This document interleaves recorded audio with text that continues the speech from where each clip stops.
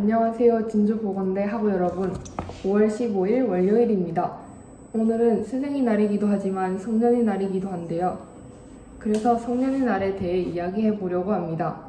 성년의 날은 매년 5월 첫째 주 월요일로 고정되어 있는 날로 사회의인으로서의 책무를 일깨워주며 성인으로서의 자부심을 부여하는 한국의 법정 기념일로서 19세가 된 성인들을 장려하는 날이라고 합니다. 성년의 날은 원래는 20세에 행해졌으나 2013년 7월 민법상 성년 연령이 19세로 낮춰지면서 만 19세의 젊은이를 대상으로 하게 되었습니다. 유럽의 경우 독일, 프랑스 등은 성년 연령이 21살, 네덜란드는 23살이라고 합니다. 성년이 되면 공법상으로 선거권 취득을 비롯한 기타 자격이 취득되고 사법상으로도 완전한 행위 능력자가 되며 친권자의 동의 없이 혼인할 수 있다는 점이 있습니다. 또 성년이 된다는 것은 좋은 일이기도 하지만 어쩌고 보면 짊어질 사회적 책임감이 무거워진다는 뜻으로도 해석할 수 있는데요. 따라서 성인이 된다는 것은 큰 의미를 지니고 있기에 가볍게만 볼 수 있는 날이 아니라는 것을 알 수 있습니다. 과거 본래 조선 왕조와 고려 왕조 때에도 비슷한 의식의 성년례가 있었는데요. 이를 관례라고 합니다.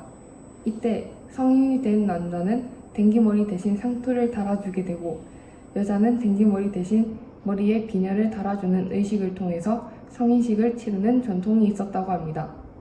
고한 말까지는 집안 어른들을 모시고 성인식을 치르는 의식이 있었으나 현재는 서구 문명의 영향으로 서구식 성인을 대부분 치르는 편이나 국가청소년위원회와 성균관의 주관으로 1999년부터 성년례를 부활하여 전통 성인식을 거행하고 있다고 합니다. 성균관 이외에도 지방교향이나 서원 등에서 이 전통 관리를 시연하기도 한다 하니 시간 되시는 학우분들은 가보시는 것도 나쁘지 않다고 생각됩니다. 이상으로 여러분이 만든 오늘의 단비가 가득하길 바라며 여기는 진주보건대학교 JHC 교육방송국이었습니다. 감사합니다. 안녕하세요. 진주보건대 학우 여러분. 5월 18일 목요일입니다. 이번에도 어김없이 5월 18일이 돌아왔네요. 1980년 5월 27일 새벽 정남 도청안에서 계엄군과의 최후의 항쟁이 있던 그날 영화 화려한 휴가 극중 박신혜 역을 맡았던 이영원 씨가 광주 시민들을 향해 목 놓아 부르던 말, 광주 시민 여러분 우리를 기억해 주세요. 1980년 5월 18일 대한민국의 민주화를 위해 싸웠던 그날, 오늘은 광주 민주화운동에 대해 알아보겠습니다. 2023년 5월 현재 우리나라 현재의 민주주의가 정착하기까지 선배들의 노력이 있었기에 가능했다라는 것을 기억해야 합니다. 선배들이 이룩한 민주주의 위에서 살아가고 있는 우리. 만약 선배들이 없었더라면 우리는 어떻게 살아가고 있었을까요? 광주 민주화운동이 일어나기 전 1980년 5월 전의 배경을 살펴보겠습니다.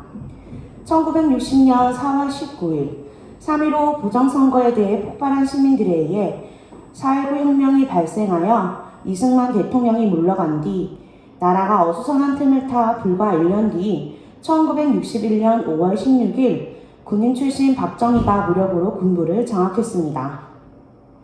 1961년 5월 16일 군사정변 이후로 1979년 10월 26일까지 약 18년 동안 군사정권 시대였습니다. 1972년 10월 박정희 대통령은 자신의 권력을 계속해서 유지하기 위해 유신헌법을 선언합니다. 그토록 민주주의를 바라왔던 국민들은 또다시 어두운 터널 속으로 들어가야만 했습니다. 그렇게 계속될 것 같았던 군사정권은 1979년 10월 26일 자신의 부하인 김재규 중앙정보부장의 총에 죽게 됩니다. 18년간의 길었던 군사독재 속에서 국민들은 군사독재가 아닌 새로운 민주주의에 대한 열망은 잠시뿐이었습니다. 그해 12월 12일 전두환을 중심으로 한 신군부 세력이 국가 권력을 장악하기 위해 12.12 군사정변을 일으키면서 대한민국은 다시 한번 끝이 보이지 않는 군사정권의 터널 속으로 들어가게 됩니다. 12.12 군사정변으로 정권이 장악한 신군부에 반대하기 위해 전국의 수많은 대학생들은 대한민국의 민주화를 요구했습니다. 1980년 5월 10일 전국 총학생회장단은 비상계엄의 즉각해제 등의 결의문을 보고하였습니다. 이에 대해 전두환 중앙정보부장은 전국의 비상경계태세 돌입 명령을 내렸습니다. 민주화를 열망하던 국민들의 기대와 요구를 무시한 신군부의 계엄령 확대에 따라 많은 시민들이 시위에 가담하게 만들었습니다. 1980년 5월 18일 계엄군은 전남대학교 정문 앞에서 평소처럼 등교하는 학생들을 막아세웠습니다. 이에 학생들이 거세게 항의하자 계엄군은 진압봉을 앞세워 학생들이 구타하고 연행하기 시작합니다. 다음 날 5월 19일 새벽 추가된 계엄군이 광주에 도착합니다. 시민들의 저항은 점점 심해지고 광주 도심 곳곳에서는 민주화를 열망하는 시민들과 이를 제압하려는 계엄군들의 격렬한 대치가 끊이지 않았습니다. 시민들은 현재 광주에서 일어나고 있는 상황을 제대로 보도하지 않은 방송국도 찾아가 항의하였으며 이 과정에서 광주 MBC 방송국 건물에 화재가 발생했습니다. 계엄군들의 무차별적인 충격으로 인해 시민들은 금남로에 쓰러졌고 시민들은 스스로 자신들과 가족들을 지키기 위해 무장하여 등장했습니다. 1905월 18일부터 27일까지 약 9일간 민주화를 열망하는 시민들과 이를 저지하는 계엄군들과의 진압은 계엄군의 최종 철수와 함께 막을 내렸습니다. 이후 대한민국의 민주화운동이 신호탄이 되었으며 87년 6월 항쟁까지 이어졌고 민주화를 열망하는 선배들의 희생이 있었기에 오늘날의 대한민국이 있었습니다. 숭고한 희생 정신에 감사드리며 오늘을 잊지 않겠습니다. 이상으로 여러분들이 만든 오늘의 단비가 가득하길 바라며 여기는 진주보건대학교 JHC 교육방송국이었습니다. 감사합니다. 안녕하세요. 진주보건대 학우 여러분. 5월 19일 금요일입니다. 오늘은 발명의 날입니다. 발명의 날은 국민에 대하여 발명의 중요성을 인식시키고 발명 의욕을 북돋우기 위하여 지정한 기념일입니다. 매년 5월 19일인데요. 1957년 5월 19일 상공부가 제1회 발명의 날 기념행사를 주관하였는데 5월 19일을 발명의 날로 정한 것은 추구기의 반포일이 1441년 4월 29일인 것에 연유한 것입니다. 그 뒤 정부는 정부 주관의 각종 기념일을 통폐합하여 1973년 3월 각종 기념일 등에 관한 규정을 제정하였는데 이에 따라 발명의 날 행사를 따로 갖지 않고 3월 20일로 지정된 상공의 날에서 발명사상의 함양을 위한 행사를 함께 하였습니다. 그러나 1982년 5월 19일에 제17회 발명의 날 행사를 한국발명특허협회의 주관으로 개최하였고 그 뒤 이 행사를 민간 주도로 행하여 오다가 1994년 3월 24일 발명진흥법을 제정하여 발명진흥을 위한 기념행사를 정부 주도로 개최하였습니다. 자원이 부족하고 인구가 많은 우리나라로서는 발명에 대한 관심을 두지 않을 수 없고 이에 따라 발명사상의 함양도 매우 중요한 의미를 가진다고 할 것입니다. 그렇다면 우리의 삶을 윤택하게 만들어준 발명품들 몇 가지에 대해 소개해드리도록 하겠습니다. 첫 번째는 종이입니다. 우리가 사용하는 종이의 기원은 중국 후한 시대의 기록에서 찾아볼 수 있습니다. 채륜이라는 사람이 식물 섬유를 원료로 하여 종이를 만들었고 그에 따라 채륜지가 수세기에 걸쳐 중국 전역에 널리 보급되었다고 합니다. 최근 중국에서는 채륜 이전에 이미 종이가 있었다는 주장이 일고 있으며 이를 뒷받침하는 자료도 발굴되고 있다고 하는데요. 하지만 이전에는 문자를 기록하는 용이 아닌 고급 포장지로 쓰였던 반면 채륜이 값싼 원료를 통해 종이를 대량으로 생산함으로써 문자와 그림을 기록하는 용도로 변화시켰다는데 발명의 의의가 있습니다. 두 번째로는 텔레비전입니다. 텔레비전은 1924년 2월 존 로지 베어드가 닙코브 원판을 이용하여 기계식 텔레비전을 발명했습니다. 이 발명품은 텔레바이저라고 불리며 가장 원시적인 텔레비전으로 알려져 있기도 합니다. 이 텔레바이저를 이용해 BBC가 세계 최초로 텔레비전 방송을 진행하였으며 이를 토대로 오늘날의 형태에 가까운 전자식 텔레비전이 출현하게 됩니다. 세 번째는 비행기입니다. 미국 비행기 제작자이자 항공계의 개척자로 불리는 라이트 형제는 역사상 최초로 동력 비행기를 이용한 지속적인 비행에 성공하는 쾌거를 이룹니다. 그들은 가솔린 기관을 비행기에 탑재하여 1903년 12월 역사상 처음으로 지속적인 동력 비행이 가능한 라이트 플라이어 1호를 개발했고 이것이 사실상 현대의 비행기 시초라고 볼 수 있습니다. 이렇게 우리의 삶의 질을 더욱 높여준 발명품들은 이때까지 많이 발명되었고 앞으로도 많은 발명품들이 생겨날 것이라 기대됩니다. 그럼 이때까지 발명의 날에 대해 알아보았습니다. 이상으로 여러분들이 만든 오늘의 단비가 가득하길 바라며 여기는 진주보건대 JHC 교육방송국이었습니다. 감사합니다. 안녕하세요. 진주보건대 학우 여러분. 5월 16일 화요일입니다. 여러분은 15일 성년의 날과 스승의 날 잘 보내셨나요? 날씨가 많이 더워지기 시작하니 몸 관리를 잘 하시기 바랍니다. 오늘은 칭찬 독서 릴레이 활동을 하며 읽은 책에 대하여 이야기해 보려고 합니다. 오늘 소개해드릴 책은 살인자의 기억법이라는 책인데요. 영화로 나오기도 했고 스테디셀러이기도 했던 책이기에 대부분 다 아실 거라고 생각이 듭니다. 그리고 책 자체가 두껍지 않고 한 페이지 안에 글이 빽빽하게 들어있지 않아 읽기에도 부담스럽지 않을 것 같아 추천해봅니다. 먼저 책 줄거리를 간략하게 소개하자면 주인공 70세 김병수는 알츠하이머에 걸린 연쇄살인범입니다. 점점 기억을 잃은 그는 입양한 딸 은희와 함께 살고 사라져가는 기억과 사투를 벌이며 수상한 박주태라는 인물에게서 딸을 구하기 위해 마지막 살인을 계획하는 내용으로 이어지는데요. 저는 특히 초반보다는 마지막 부분이 반전이 흥미로웠던 것 같습니다. 또한 책 속에서 주인공 김병수는 그때그때의 기억을 붙잡기 위해 자신의 일거수일투족을 녹음하고 매일의 일과를 일기로 기록하는 모습이 등장합니다. 이는 전체적인 내용은 제쳐두고 사람에게 시간과 기억의 의미, 추억의 의미를 생각하게 해준 부분이었는데요. 여러분은 당장 어제 있었던 일, 가장 행복했던 일, 슬펐던 일들을 기억하고 계신가요? 기억이 없는 삶은 상상하기도 싫지만 평소 저는 잊혀진다는 것에 대해 깊게 생각해보지 못했다는 점에서 돌아볼 수 있는 시간도 되었던 것 같습니다. 여러분도 살인자의 기억법이라는 책을 읽어보며 기억의 소중함을 알고 가까이에 있는 사람들과 좋은 추억을 만들어보는 것은 어떨까요? 그 기억으로 남아 힘들 때 살아있음을 느끼고 웃을 수 있는 날들이 가득하셨으면 좋겠습니다. 이상으로 여러분들이 만든 오늘의 단비가 가득하길 바라며 여기는 진주보건대학교 JHC 교육방송국이었습니다. 감사합니다. 안녕하세요. 진주보건대 학우 여러분. 5월 17일 수요일입니다. 뜨거운 태양과 선선한 바람이 함께하는 요즘, 여러분들은 여유로운 일상을 만끽하고 계신가요? 저는 평범한 일상 속 소소한 재미를 위해 베스트셀러로 지정된 책들을 읽기 시작했습니다.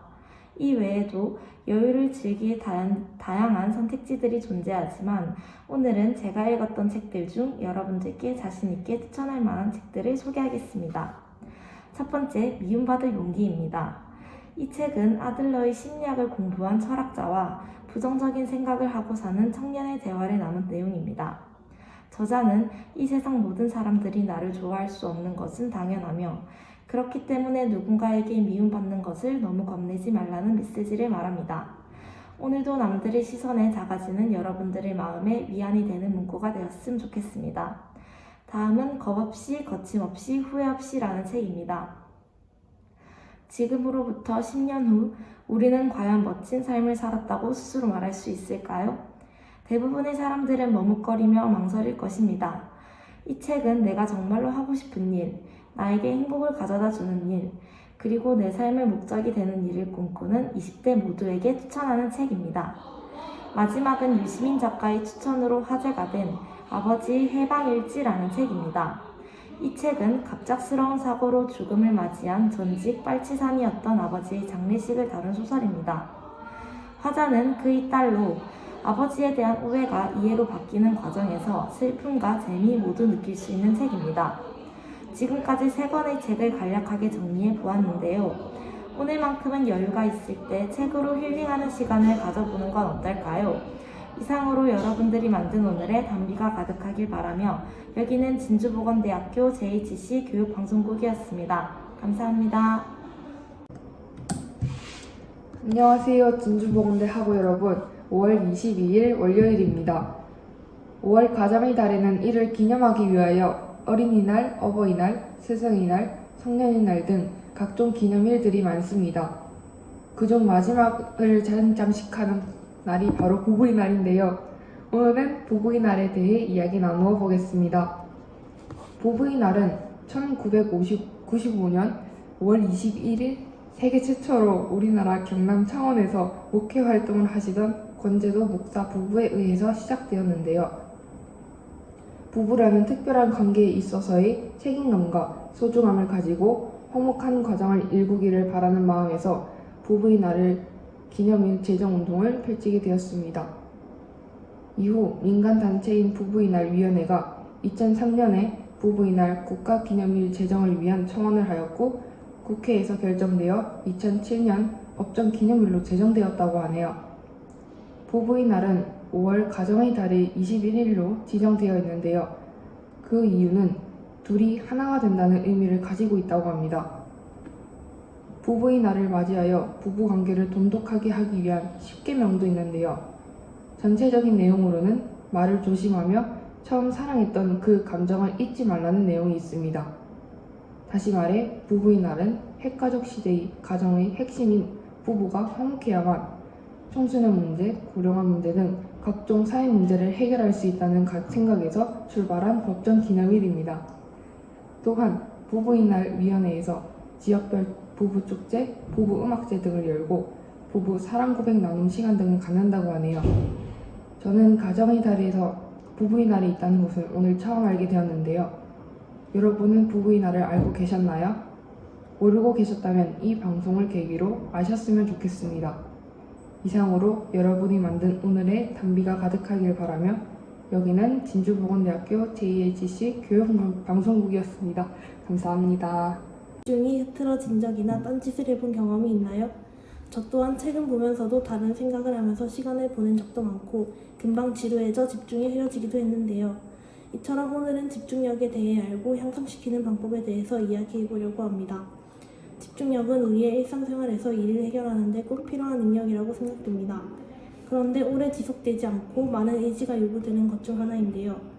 이러한 집중력의 저하는 대부분 스마트폰, SNS, 게임 등의 매체가 주변에 있음으로써 비롯되고 또한 여러 가지의 집념, 호기심, 과도한 계획 등을 쉽게 지치게 만들고 집중이 흐려지게 하는데 좋은 원인이 됩니다.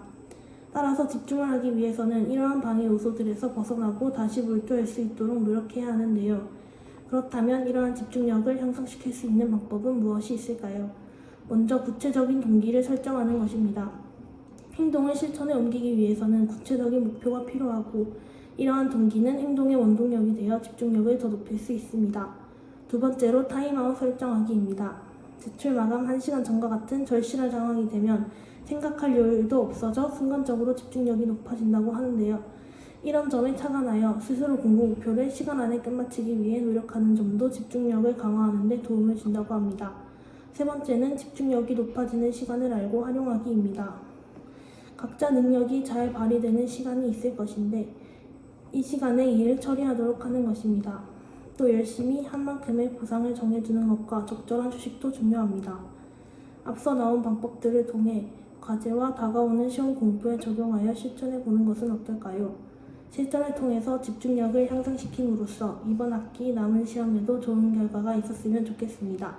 이상으로 여러분들이 만든 오늘의 단비가 가득하길 바라며 여기는 진주보건대학교 JHC 교육방송국이었습니다. 감사합니다.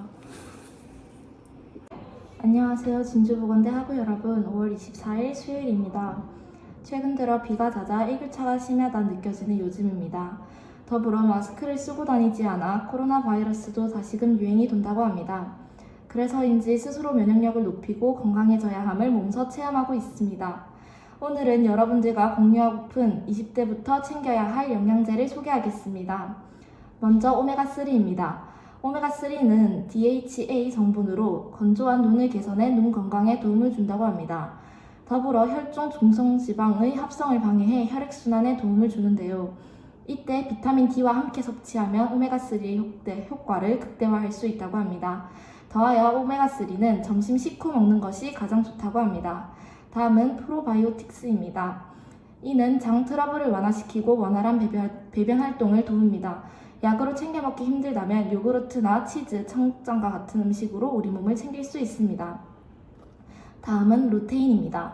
루테인은 안구 조직을 보호해 시력 저하를 방지합니다. 원 훗날 있을 백내장을 미리 예방할 수 있으니 꼭 챙겨 먹어야 할 영양제인 것 같습니다.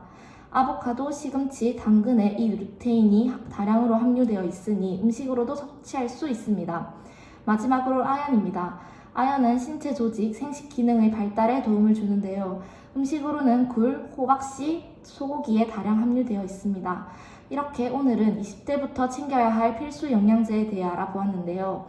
당장 오늘부터 약을 챙겨 먹기는 불가능할 거라 예상되지만 점심이나 저녁을 먹을 시 음식의 성분과 함유된 영양소를 알고 먹는다면 보다 건강한 식습관으로 거듭날 거라 기대됩니다. 이상으로 여러분들이 만든 오늘의 단비가 가득하길 바라며 여기는 진주보건대학교 JHC 교육방송국이었습니다. 감사합니다.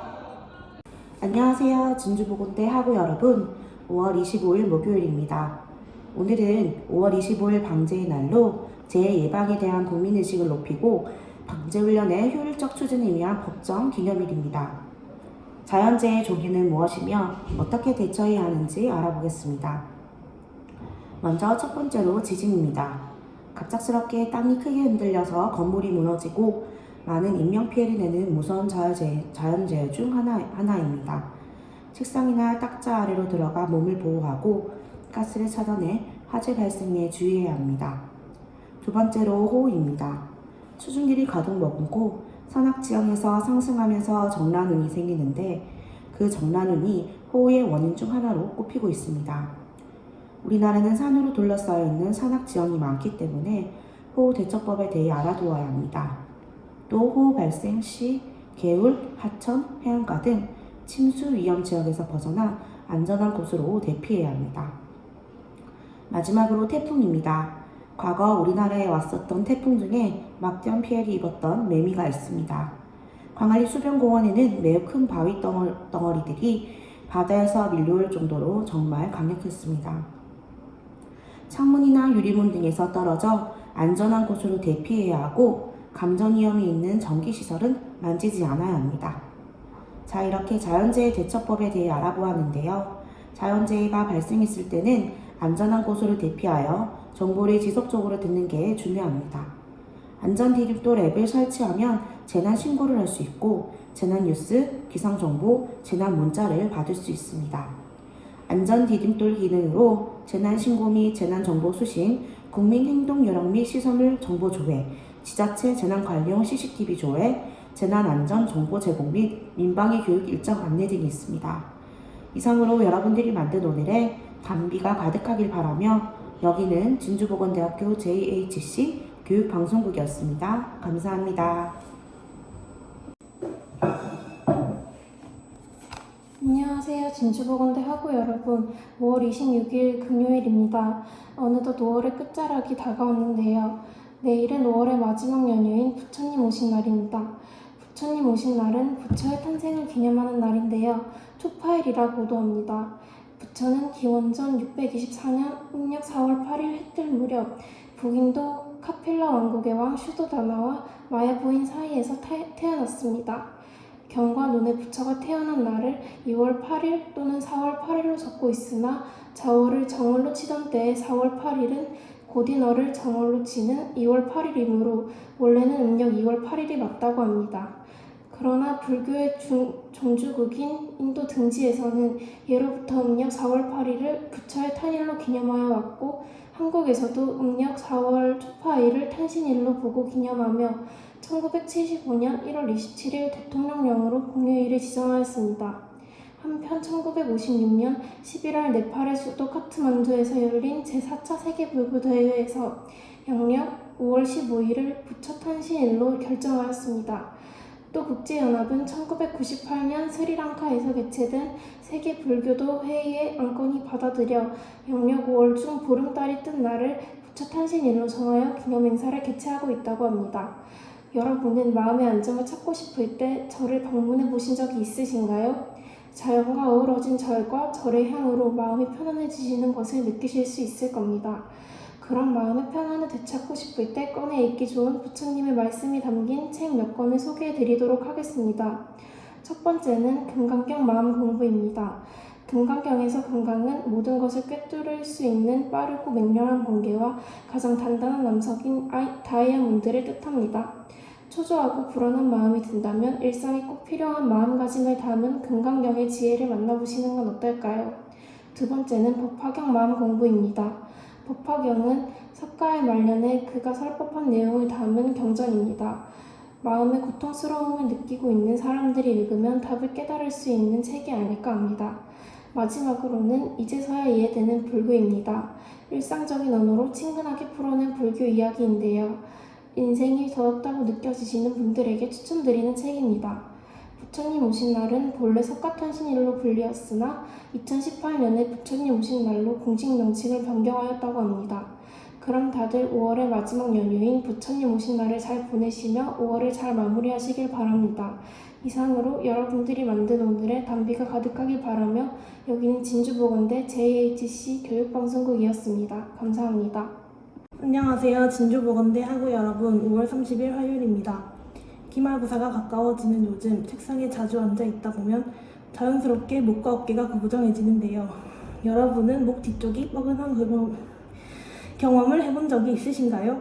오늘은 흔히 말하는 거북목에 대해서 이야기해 보려고 합니다. 거북목 증후군은 바른 자세의 사람의 목뼈인 C자에서 일자 형태로 변형된 경추를 말하는데요. 이러한 거북목은 생활 습관에서 쉽게 찾아볼 수 있습니다. 학생의 경우는 책상에 앉아서 생활하다 보니 책이나 노트북이 사용자의 눈높이보다 낮아 내려다볼 때 목의 위치가 거북목을 발생시키는 주요 원인이 됩니다. 그리고 자신이 거북목인지 아닌지 진단하는 방법은 벽에 닿을 듯 몸을 밀착시키고 고개를 옆으로 돌렸을 때 얼굴의 볼과 양 어깨가 벽에 닿는지의 여부로 경추의 변형을 확인할 수 있습니다. 확인이 되었다면 여기서 이제 문제는 이런 좋지 않은 자세로 장시간 노출되었을 때 뻐근한 목의 통증뿐만 아니라 어깨, 허리 통증, 두통이 동반되어 일상생활에 불편함을 줄 수 있다는 점인데요. 그렇다면 거북목 교정을 위해 실천할 수 있는 목 스트레칭 방법은 무엇이 있을까요? 첫 번째는 목 아래 부위에 수건을 돌돌 말아 목 아래 부분을 받쳐주는 것. 두 번째는 바닥에 엎드려 두 팔을 쭉 펴고 고개를 최대한으로 드는 동작. 세 번째는 턱을 뒤로 당겨주는 습관입니다. 이러한 스트레칭을 통해 목 운동으로서의 큰 효과를 볼 수 있다고 합니다. 일상생활에서 스마트폰이나 책은 피할 수 없는 것들이지만 항상 바른 자세를 유지하기 위해 항상 염두에 두고 노력하는 습관을 지니는 것이 중요하다는 생각이 듭니다. 위의 스트레칭을 실천하며 거북목을 방지하고 건강한 몸과 마음으로 하루를 상쾌하게 마무리하셨으면 좋겠습니다. 이상으로 여러분들이 만든 오늘의 단비가 가득하길 바라며 여기는 진주보건대학교 JHC 교육방송국이었습니다. 감사합니다. 안녕하세요. 진주보건대 학우 여러분. 5월 31일 수요일입니다. 여러분들은 학교에 등교하기 전 아침밥을 챙겨 먹고 나오시나요? 저는 바쁜 아침 시간에 밥을 준비하고 먹을 시간이 없어 아침을 먹은 기억조차 까마득한 것 같습니다. 그런데 요즘은 저뿐만 아니라 커피가 아침 대용인 사람, 아침을 먹지 않는 것이 건강에 좋다는 생각을 가진 사람 등 정말 다양한 이유로 아침을 거르는 사람들이 많은 듯합니다. 그러나 아침 식사가 두뇌에 미치는 영향을 살펴보면 그 효능은 아침 식사의 필요성을 일깨워줍니다. 아침에 먹는 음식은 하루를 시작하는 데 필요한 에너지원으로 부족한 영양소를 채우고 깊게 잠든 뇌를 깨우는 데 도움이 됩니다. 식사를 통해 체내 포도당, 단백질 등이 보충되면 뇌 신경세포와 신경전달 물질도 정상적으로 기능합니다. 따라서 아침밥을 잘 챙겨 먹으면 오전에 집중력, 사고력이 향상되는 것입니다. 만약 아침 식사 시간이 부족하다면 밥, 국, 반찬을 모두 챙겨 먹지 않아도 됩니다. 아침 식사 시 중요한 것은 필요한 영양소를 채우고 공복감을 해소하는 것이기 때문입니다. 따라서 식욕 감소와 포만감 지소에도 도움이 되는 단백질 함량이 높은 식품을 섭취하면 됩니다.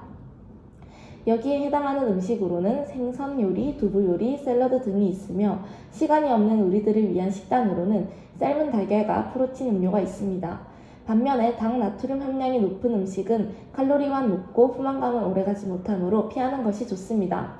지금까지 여러분의 빠듯한 아침 시간에 효율적인 식사를 위해 건강하면서도 두뇌의 활동까지 챙겨주는 식단에 대해 알아봤습니다. 이상으로 여러분들이 만든 오늘의 단비가 가득하길 바라며 여기는 진주보건대학교 JHC 교육방송국이었습니다. 감사합니다. 안녕하세요. 진주보건대 학우 여러분. 6월 1일 목요일입니다. 오늘은 거부권 이후 점점 큰 이슈가 되어가고 있는 간호법에 대해서 알아보겠습니다.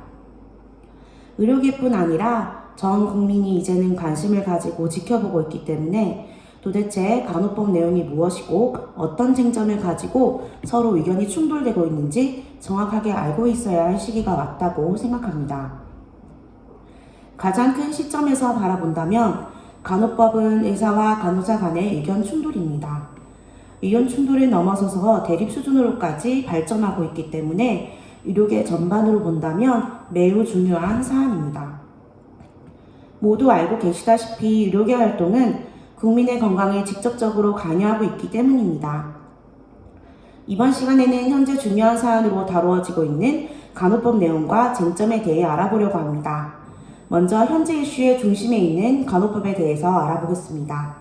간호법의 핵심은 간호사들에 대한 처우 개선, 그리고 간호사를 위한 법률 개선입니다. 대한간호협회에 따르면 현재 우리나라에는 간호법이 없습니다. OECD 국가를 포함하여 전 세계적으로 약 90여 개의 나라에서 간호법을 가지고 간호사들이 임무 수행을 하고 있습니다. 간호법이 있다는 것은 간호법으로부터 보호를 받을 수 있음을 의미합니다. 이러한 간호법의 핵심은 모두 하나로 귀결되는데 바로 간호사들에 대한 처우 개선입니다. 처우 개선이라는 말은 다양한 의미로 해석이 될 수 있지만 결국에는 간호사들이 좋은 환경에서 최적의 조건으로 최상의 역할을 할 수 있는 것을 말합니다.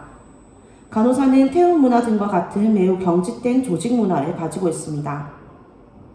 그리고 업무 강도에 비해 낮은 보수와 환경은 우수한 간호사들이 지속적으로 근무할 수 없는 환경을 조성합니다. 그렇기 때문에 매우 훌륭한 간호사들의 비율이 현저히 낮아지고 있고 이는 결국 국민들의 건강에 영향을 끼칩니다. 간호사들의 현재 평균 근무 기간은 8년이 채 안 됩니다. 그리고 인구 1000명당 간호사 수가 OECD 국가는 8.9명인 반면 우리나라는 3.8명입니다. 이런 환경에서 숙련된 간호사는 점점 줄어들고 있고 그 자리를 신규 간호사들이 메꾸고 있는 현실입니다.